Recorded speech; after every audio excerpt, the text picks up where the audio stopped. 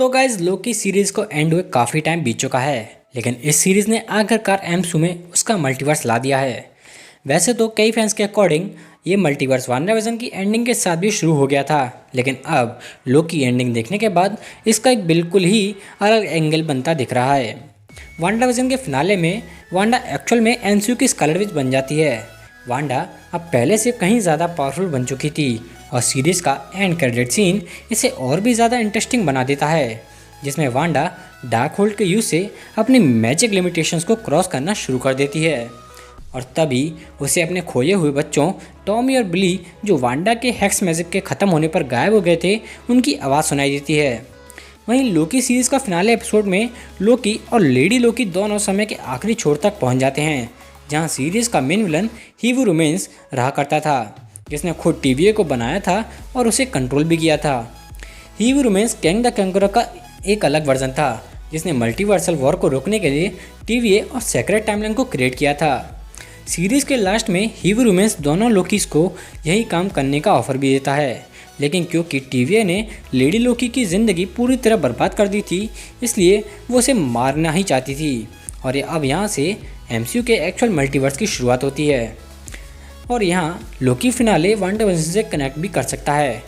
कुछ थ्योरीज के अकॉर्डिंग लोकी और वांडाविजन के फिनाले एपिसोड्स के कुछ मूवमेंट्स एक साथ चलाए जाने पर एक दूसरे से जुड़ते हुए देखे जा सकते हैं। जब हीवू रूमेंस दहलीज पार करने के बारे में कहता है तो वांडा को स्कारलेट विच की ट्रू फॉर्म में आते हुए देखा जा सकता है और हो सकता है उसी टाइम आपको बिजली कड़कने की आवाज़ भी सुनाई दे जाए। और जैसे ही स्कारलेट विच अगाथा को ज़मीन पर पटक देती है, उसी टाइम हीवू रूमेंस भी अपनी मेज पर कुछ गिरा देता है। और इसलिए अगर आप ट्रू एमसीयू फैंस हैं तो आप समझ सकते हैं कि यहाँ मल्टीवर्स में कुछ ज़्यादा ही गड़बड़ घोटाला चल रहा है। इसलिए जाहिर तौर पर वांडाविजन और लोकी दोनों डायरेक्टली एक दूसरे को अफेक्ट कर सकते हैं। लोकी के फिनाले में हीवू रूमेंस यहाँ तक कहता है कि वो एक पॉइंट तक सब कुछ देख सकता है और शायद ये पॉइंट वांडा का स्कारलेट विच बनने वाला पॉइंट हो सकता है।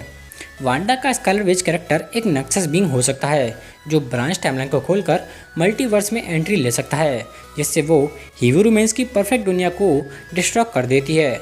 और क्योंकि स्कारलेट विच को कंट्रोल करना लगभग नामुमकिन है, इसलिए सेक्रेट टाइमलाइन की रक्षा करने का कोई भी फ़ायदा नहीं होने वाला था। और यहाँ अगाथा के अकॉर्डिंग भी वांडा ये नहीं जानती कि उसने क्या कर दिया था।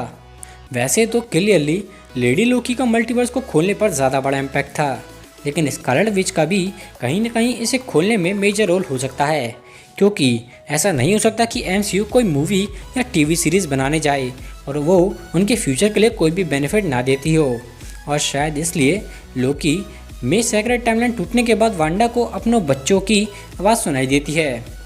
हो सकता है ऐसा कुछ भी ना हो, लेकिन एक सेकंड के लिए एमसीयू को ध्यान में रखते हुए ये वाला सिंक थोड़ा इंटेंशनल लगता है, क्योंकि वांडाविजन और लोकी दोनों doctor strange in the multiverse of madness को इन्फ्लुएंस कर सकते हैं। और इसलिए हीवू रूमेंस के मारे जाने का किस्सा भी समझ आता है, क्योंकि वांडा के स्कारलेट विच बनने के बाद सेक्रेट टाइमलाइन वैसे भी डिस्ट्रॉय होने वाली थी। और क्योंकि सेक्रेट टाइमलाइन डिस्ट्रॉय होने के बाद कैंग के दूसरे इविल वर्जन्स भी एमसीयू में आ सकते थे और वो आने के बाद सबसे पहले हीवू रूमेंस को ज़रूर मार देते, इसलिए उसका अभी मारा जाना ही बेस्ट था। भले ही चाहे बाद में वो जैसे तैसे वापस लौट सकता है, लेकिन अभी के लिए लोकी और पूरे एमसीयू यूनिवर्स के लिए थोड़ा सा ड्रामा तो बनता था, इसलिए उसका मारा जाना सबसे बेस्ट है। इसलिए गाइज अभी के लिए बस इतना ही। अगर आपको इस थ्योरी को लेकर कोई भी डाउट है तो प्लीज़ मेरे कमेंट बॉक्स में कमेंट ज़रूर करें। और अगर आपको मेरी ये वीडियो पसंद आए तो इसे एक लाइक, चैनल को सब्सक्राइब और इस वीडियो को हज़ारों बार शेयर करना ना भूलें।